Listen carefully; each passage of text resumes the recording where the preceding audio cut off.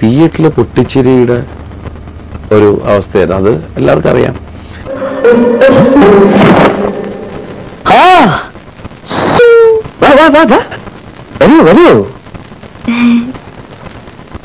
സല്ലാപത്തിലെ ശശികുമാർ നായികയോട് പിരിഞ്ഞുവെങ്കിലും യഥാർത്ഥ ജീവിതത്തിൽ ആ കാമുകൻ വിജയിച്ചു.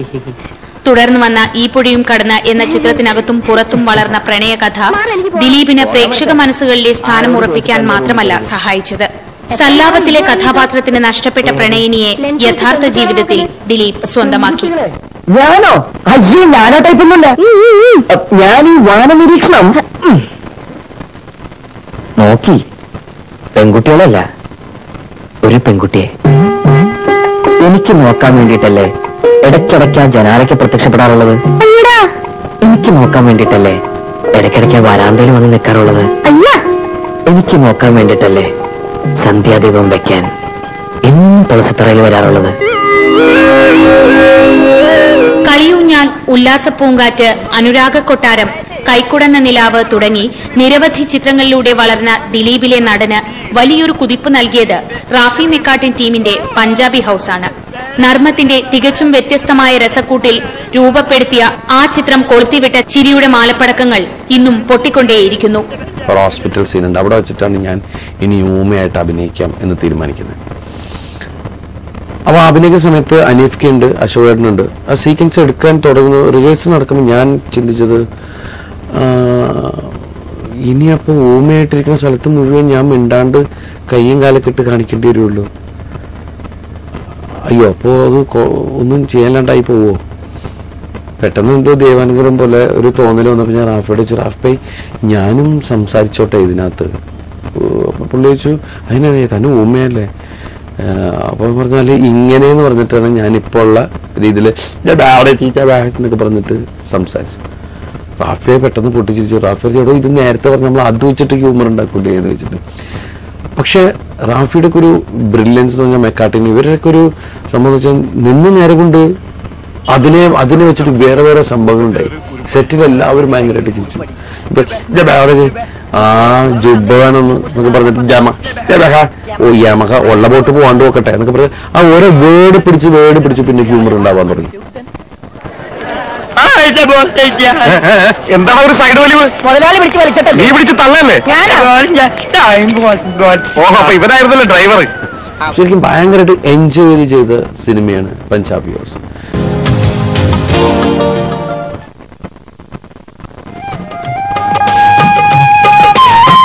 അമ്പാടിപ്പയ്യുകൾ മേയും കാണാ തീരത്ത് സുന്ദരകില്ലാടി, മലയാളത്തിലെ ഭാഗ്യജോഡികൾ എന്ന് പേരെടുത്ത ദിലീപ് കാവ്യമാധവൻ കൂട്ടുകെട്ടിന്റെ തുടക്കം കുറിച്ച ചന്ദ്രനുദിക്കുന്ന ദിക്കിൽ തുടങ്ങിയ ചിത്രങ്ങളിലൂടെ ദിലീപ് അഭിനയ ജീവിതത്തിന്റെ വ്യത്യസ്ത മേച്ചിൽപ്പുറങ്ങൾ താണ്ടി.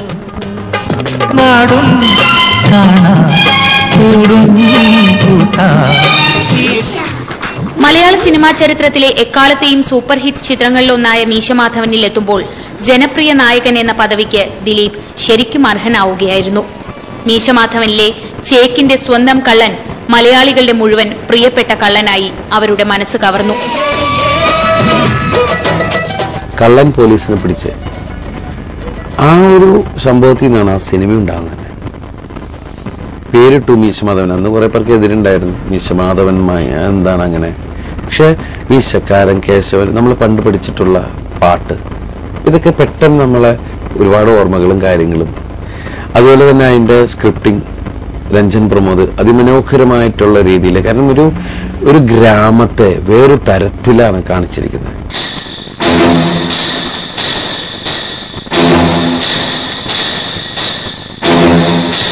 ഇത് നിന്റെ ബുദ്ധിയല്ലേ? തന്റെ മോളും കൂടെ എന്റെ പെങ്ങൾക്കൊന്നും നല്ലൊരു ആലോചന എന്ന് മുടക്കിയത്. മീശമാധവൻ എന്നുള്ള ഈ മാധവൻ, അത് ആ കഥയെക്കുറിച്ച് നമ്മുടെ ഡയറക്ടർ സിദ്ദിഖോട് പറഞ്ഞപ്പോൾ സിദ്ദിഖ് പറഞ്ഞതെന്ന് വെച്ചിട്ടുണ്ടെങ്കിൽ കള്ളനെ ആൾക്കാർക്ക് ഇഷ്ടമായാൽ മതി. കാരണം കള്ളൻ എന്ന് കേൾക്കുമ്പോൾ എല്ലാവരും ശരിക്കും പറഞ്ഞിട്ടുണ്ടെങ്കിൽ ഭയപ്പെടുന്ന ഒന്നാണ്. ഒരാൾ എങ്ങനെ കള്ളനാവും? അപ്പൊ ആ ഒരു കാര്യം കറക്റ്റായിട്ട് വർക്കൗട്ടായി.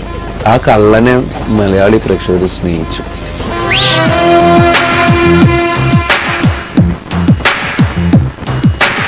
കരിമീ കുരുവിയെ കണ്ടില്ല, നിൻ ചിരിമണി ചിലമ്പൊലി കേട്ടില്ല, നീ പണ്ടേ എന്നോടൊന്നും മിണ്ടിയില്ല. കരിയറിൽ തന്നെ ഒരുപാട് വ്യത്യസ്തങ്ങളായ വേഷങ്ങൾ ചെയ്യാൻ എനിക്കുള്ളൊരു ലൈസൻസ്, ശക്തമായ ഒരു ലൈസൻസ് തന്ന സിനിമയാണ് കുഞ്ഞിക്കുഞ്ഞൻ. കാരണം അത് ഓരോ സീനും നമ്മൾ എൻജോയ് ചെയ്താണ് ചെയ്തുകൊണ്ടിരുന്നത്. കാരണം എന്ന് വെച്ചാൽ അതില് പുതിയതായിട്ടൊരാളെ നമ്മൾ കണ്ടുപിടിച്ചിട്ട് ഉണ്ടാക്കിക്കൊണ്ടിരിക്കുകയാണ്. അപ്പൊ അതിന്റെ ഒരു ത്രില്ല് ഭയങ്കരമായിട്ടുണ്ടായിരുന്നു.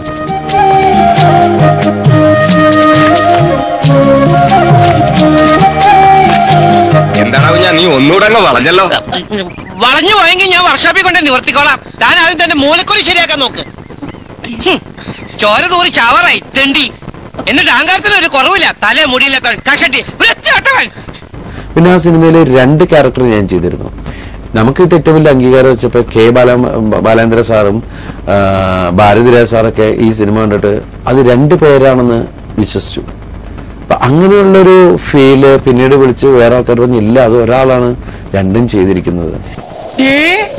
നമ്മുടെ കുഞ്ഞമ്മനാ.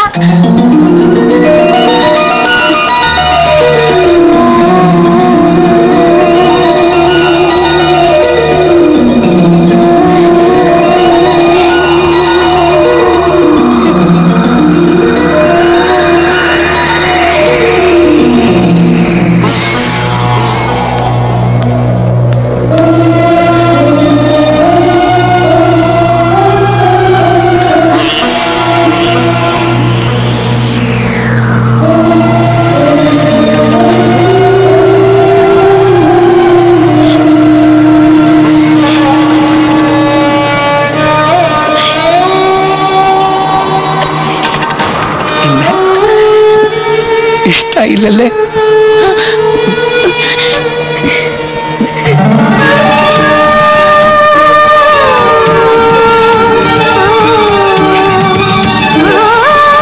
അത് ഗംഭീരമായിട്ടുള്ളൊരു ഓപ്പണിംഗ്, അതുപോലെ തന്നെ ഡിഫറെന്റ് ആയിട്ടുള്ള സിനിമ ചെയ്യാൻ പ്രൊഡ്യൂസർമാർക്കൊക്കെ ധൈര്യമുണ്ടാക്കിയൊരു സിനിമയാണ് കുഞ്ഞിക്കുഞ്ഞൻ. പട്ടണത്തിൽ സുന്ദരനിലെ സുന്ദരേശൻ, ഗ്രാമഫോണിലെ സച്ചിദാനന്ദൻ, സദാനന്ദന്റെ സമയത്തിലെ ജാതകത്തിൽ അമിതമായി വിശ്വസിക്കുന്ന സദാനന്ദൻ, അങ്ങനെ ദിലീപിന്റെ വിജയ കഥാപാത്രങ്ങൾ തുടരെ തുടരെ വന്നു. കരളിന്റെ കോവിലെന്നും കണ്ട ദൈവം നീ,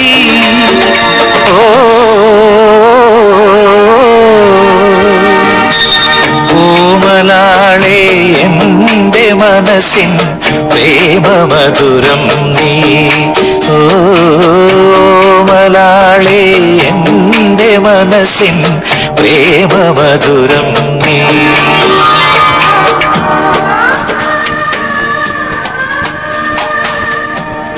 ഒരു നടൻ നല്ല നടനാകുന്നത് പൂർണ്ണമായും സ്വയം മറന്ന് ആ കഥാപാത്രമായി മാറുമ്പോഴാണ്.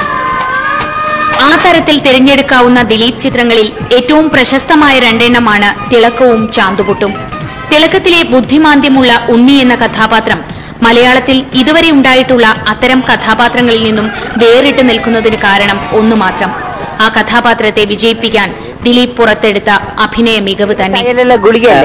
മിടുക്കൻ, ഇത് കഴിച്ചോളൂ. പകുതി കഴിച്ചാൽ മതി കേട്ടോ, ബാക്കി പകുതി പിന്നെ കഴിക്കാം. പകുതി എന്ന് വെച്ചാ ഇതിൽ 8 ഗുളികയുണ്ട്. 8ന്റെ പാതി എത്ര? 8ന്റെ പാതി ഇങ്ങനെയാണ്, ഇങ്ങനെയാണ്. ഇങ്ങനെയാണെങ്കിൽ 3, ഇങ്ങനെയാണെങ്കിൽ 0. ഒന്നും അറിയില്ല. മരുന്ന് മിഠായിന്ന് പറഞ്ഞു. ജയരാജൻ വന്നിട്ട് പറഞ്ഞൊരു മനോരമയിലൊരു റിയൽ ആയിട്ടൊരു സംഭവം, ഒരു ഇൻസിഡന്റ് ഉണ്ടായി. മനോരമയിൽ വായിച്ചാണ്, ഇങ്ങനൊരു മാഷുടെ മകൻ നഷ്ടപ്പെട്ടു. പക്ഷെ മാഷ് എല്ലാ മാസവും ഇതുപോലെ അറിയിപ്പും കാര്യങ്ങളൊക്കെ കൊടുക്കുന്നുണ്ട്. ആ മകനെ ഒരിക്കൽ തിരിച്ചു കിട്ടി. പക്ഷെ മനു മെന്റലി കുറച്ച് പ്രോബ്ലം ഉണ്ടായിരുന്നു. പക്ഷെ മാഷ് അതൊക്കെ അവനെ ഒന്ന് നോർമലാക്കി വരുമ്പോഴാണ് ആ മാഷിന്റെ കയ്യിലുണ്ടായിരുന്ന പണവും കാര്യങ്ങളെല്ലാം ചെലവാക്കി മകനെ നോർമലാക്കി വന്നപ്പോഴാണ് അറിയുന്നത് കോട്ടയത്തുള്ള ഒരു ക്രിസ്ത്യൻ ഫാമിലിയിലെ പയ്യനാണ്. മാഷക്ക് ശരിക്കും അത് വലിയ തകർച്ചയായിരുന്നെങ്കിലും മാഷിന്റെ അവസ്ഥ മാഷിനെ അറിയാവുന്നതുകൊണ്ട് ആ മകനെയും കൊണ്ട് തിരിച്ചാ വീട്ടിൽ കൊണ്ടാക്കിയ ഒരു കഥയെക്കുറിച്ചാണ് പറഞ്ഞത്. അപ്പൊ അതിന് ആദ്യം അതൊരു നമുക്ക് അവാർഡ് രീതിയിൽ പിടിക്കാം എന്നുള്ള സംഭവമായിരുന്നു. പിന്നീട് അതൊരു കൊമേഴ്ഷ്യൽ രീതിയിലേക്ക് മാറ്റി വന്നു. അതിന്റെ സ്ക്രിപ്റ്റിംഗ് ഒക്കെ ഇങ്ങനെ ഇരുന്ന് മാറി.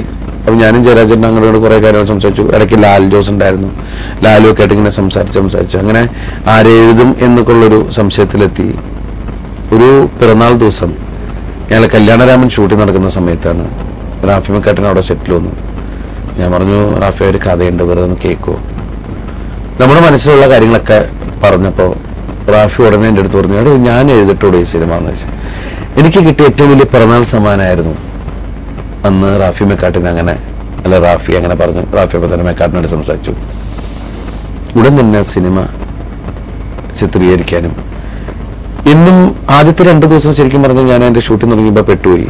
കാരണം എനിക്ക് കിട്ടിയ ഡ്രസ്സ് ജീൻസും ടീഷർട്ടുമാണ്. ഞാൻ ചില സമയത്തൊക്കെ ജീൻസും ടീഷർട്ടും ലൈഫിൽ ഉപയോഗിക്കുന്ന ആളാണ്. അപ്പൊ അതിട്ടിട്ട് എനിക്ക് ക്യാരക്ടർ ആവാൻ പറ്റുന്നില്ല. വേറെ സ്റ്റിഫായിട്ട് നിൽക്കണം. അതിന് ജയരായിട്ട് എനിക്ക് കയ്യിൽ നിന്ന് പോയി ഇത് തുടങ്ങിയത് അബദ്ധമായി എന്നൊക്കെ തോന്നുന്നു. അവൻ എന്താ അങ്ങനെ പറയണേ?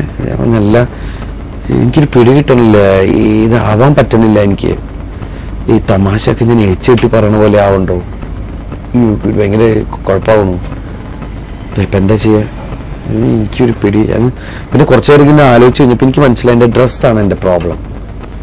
എനിക്ക് ഈ ജീൻസ് മാറ്റിയിട്ടൊരു ബർമുഡ പോലെ എന്തെങ്കിലും തരുമോ? അപ്പൊ ഞാനങ്ങനെ ബർമുഡസ് ഒന്നും ഉപയോഗിക്കാറില്ല. അപ്പൊ ബർമുഡ കൊടുക്കാൻ ബർമുഡ ഇട്ടപ്പോ ഞാൻ ഓക്കെ. തിലക്കത്തിലെ ഉണ്ണികൃഷ്ണൻ അവിടെ നിന്നാണ് ശരിക്കും ഭയങ്കരമായിട്ട് കുസൃതിയുള്ള. ഞാൻ കുറെ സംഭവത്തിലൊക്കെ അന്ന് എന്റെ ചെറുപ്പത്തിലൊരു മോള് മീനാക്ഷിയെ ഇമിറ്റേറ്റ് ചെയ്തിട്ടുണ്ട് പലപ്പോഴും. കാരണം അന്ന് അവള് വെറുതെ ഇങ്ങനെ മുട്ടിയൊക്കെ അവളിങ്ങനെ കിടക്കുക. അപ്പൊ ഇടയ്ക്ക് എന്നൊക്കെ കാണിക്കും. അപ്പൊ എനിക്ക് പെട്ടത് ആ ക്യാരക്ടർ നമ്മളതൊക്കെ ഉപയോഗിച്ചിട്ടുണ്ട്. അതുപോലെ നമ്മളുണ്ടാക്കിയ സാധനം ഇങ്ങനെ കൈ നോക്കി കഴിഞ്ഞാൽ മുണ്ടഴിക്കുക എന്നൊക്കെ പറയുന്നു. 100 ചിത്രങ്ങളിൽ പക്ഷെ എടുത്തു പറയാൻ ഏറ്റവും കൂടുതൽ എടുത്തു പറയാൻ പറ്റുന്ന സിനിമകൾ എനിക്ക് തോന്നുന്നു അതിലൊന്ന് തിളക്കവും മറ്റൊന്ന് ചാന്തുപൊട്ടും ആണെന്നാണ്. അതില് തിളക്കം പറയാൻ കാര്യം, തിളക്കത്തിലെ കഥാപാത്രം ദിലീപ് ചെയ്തു വരുന്ന ഒട്ടനവധി കഥാപാത്രങ്ങളിൽ നിന്നും വളരെ വിഭിന്നമാണ്. ചിത്രീകരണം തുടങ്ങുന്ന സമയത്ത് എനിക്ക് തോന്നുന്നു ലൊക്കേഷനിൽ സിനിമയുടെ ഷൂട്ടിങ്ങിന്റെ സമയം അല്ലാത്ത സമയത്ത് പോലും ദിലീപിൽ മാത്രം കാണുന്നൊരു പ്രത്യേകതയാണ് ആ കഥാപാത്രത്തിന്റെ എക്സ്പ്രഷനോടുകൂടി തന്നെ ഉള്ളു മറ്റുള്ളവരോടും പെരുമാറുള്ളൂ.